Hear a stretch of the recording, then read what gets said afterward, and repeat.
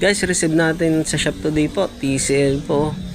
Yan po, matigas yung kanyang power. Hindi talaga ho nagpa-power. Meron lang siyang standby voltage. So, yun po. Binuksan na natin dyan. Yan po is TCL Smart TV. So, binuksan na natin dyan. Tingnan natin kung anong sira. Yan po yung ating shop po sa Alapan 1D po. Imus Cavite po pala tayo. Nag-home sa biswayo ng buong Calabarzon, NCR, tsaka Marilake. So, yun po. Binuksan na natin ulit. Ay, ulit.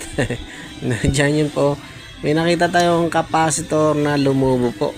O, yun po. Electrolytic capacitor. So, kailangan natin yan. Palitan po. Yun po. Baka may ma-encounter kayo dyan sa susunod po. So, gusto mag-DIY. Pag gusto lang po, mag-DIY po. So, yun. Pinalitan natin. Tapos, yun.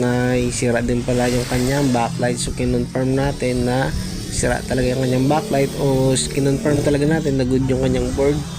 Kasi nga po, nagdadalawang isip tayo kung good pa ba yung kanyang board. So, yun, kinabitan natin ng backlight, gumana yung backlight. So pinalitan natin ng another panibagong backlight. So, dalawa pala yung kanyang sira po. Ayaw agad mag-trigger doon sa kanyang power, tsaka backlight din po yung sira. So, yun po, pinalitan na natin ng factory cut backlights. So, tumatagal ho yan. Kaya, yun yung lagi natin kinakabit. So, yun po, gumana na ulit. So, yun po. So, gusto po mabawang service po, Mrs.